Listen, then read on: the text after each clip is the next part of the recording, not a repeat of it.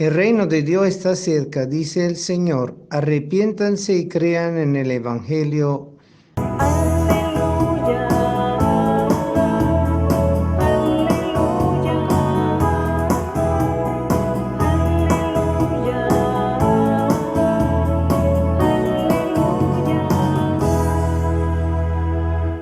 aleluya. El Señor esté con ustedes y con tu espíritu. Lectura del Santo Evangelio según San Mateo. Gloria a ti, Señor. En aquel tiempo, llamando Jesús a sus 12 discípulos, les dio poder para expulsar a los espíritus impuros y curar toda clase de enfermedades y dolencias. Estos son los nombres de los 12 apóstoles.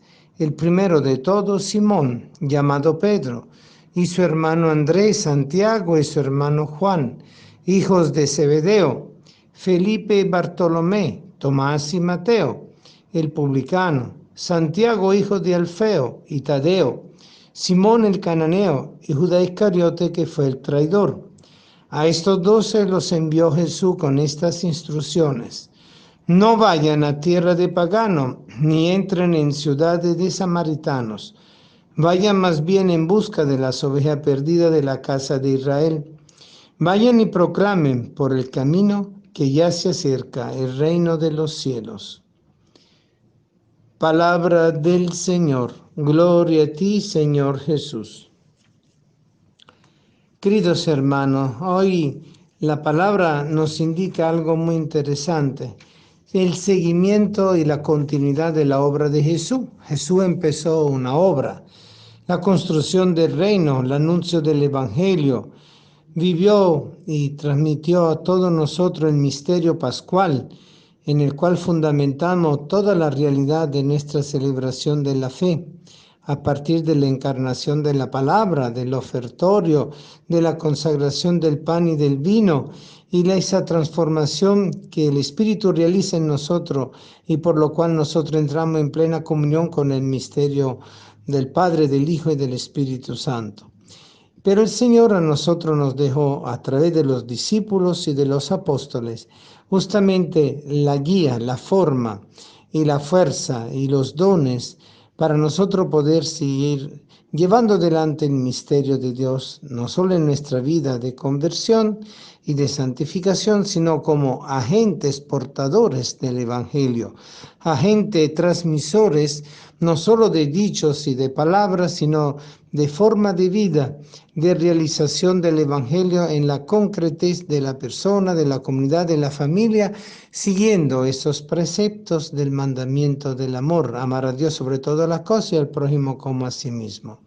El Señor llama aparte 12 apóstoles, recordando las 12 tribus de Israel, el nuevo pueblo de Israel.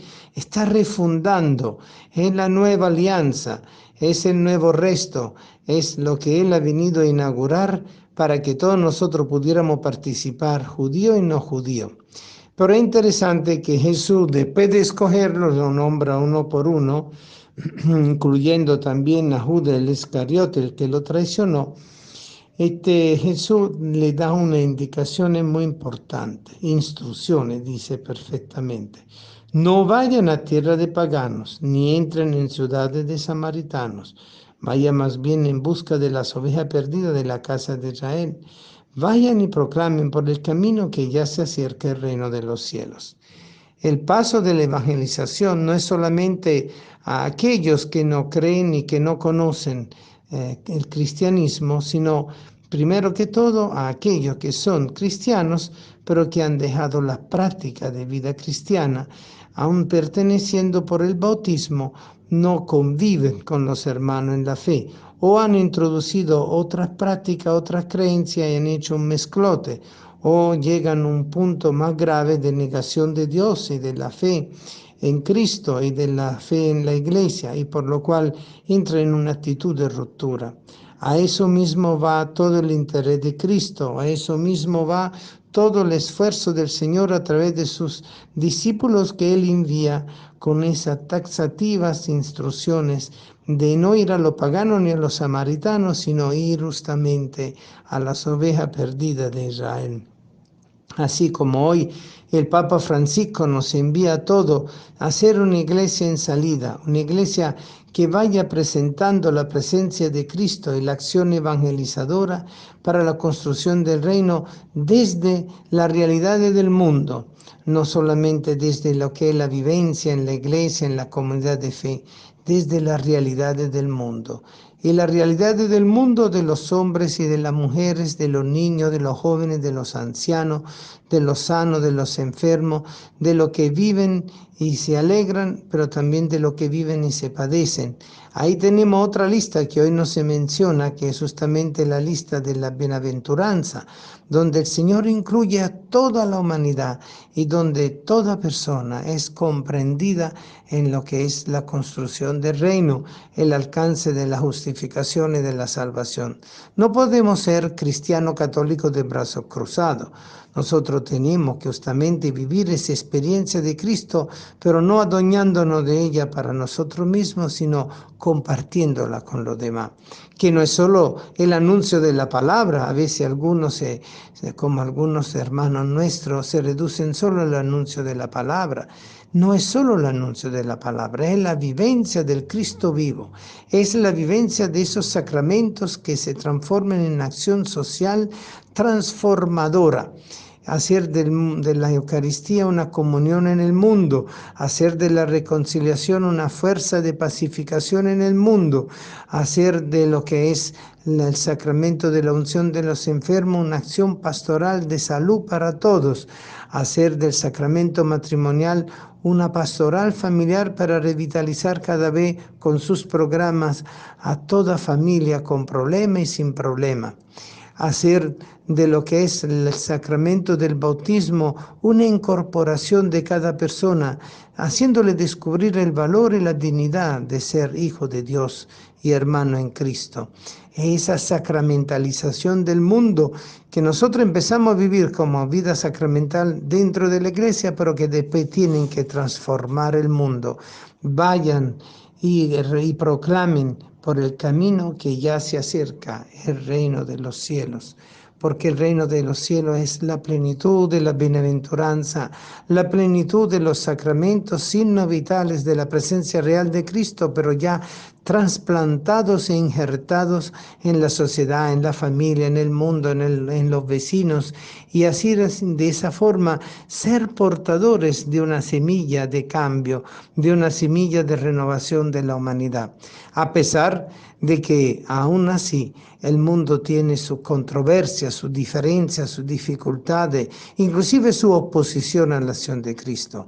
Es interesante que Jesús incluyó entre los 12 Judas Iscariote, el que lo traicionó.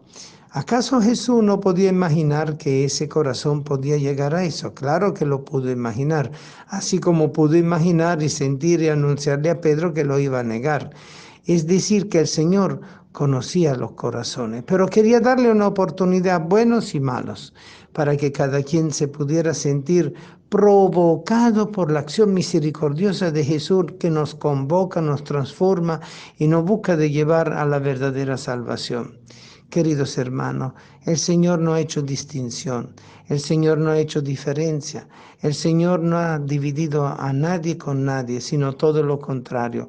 Ha venido a crear la única fuerza de cohesión única que el Señor podía habernos regalado, esa unidad del Padre en el Hijo por el Espíritu que se transforma para todos nosotros en una comunión social continua, en una acción eucarística continua, en una acción reconciliadora continua, en una acción para completarlo con el sacramento del orden sacerdotal, donde todos somos pueblo sacerdotal en el sentido universal de la palabra, donde aprendemos a vivir y a ofrecer nuestros sufrimientos, nuestras alegrías, inclusive nuestro propio pecado reconocido y confesado, para que así podamos participar de esa acción sacerdotal, profética y de rey que Cristo tiene y así lograr la definitiva realización del reino de los cielos aquí en la tierra.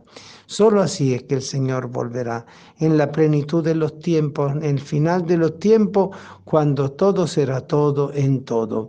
Y ya Cristo haya sido totalmente establecido en el mundo y haya podido lograr la plena victoria sobre el mal, sobre el pecado, sobre la injusticia, sobre la calumnia, sobre la mentira, sobre el robo, sobre el homicidio, sobre todo lo que perturba la realidad de la plenitud del ser humano hecho a imagen y semejanza de Dios.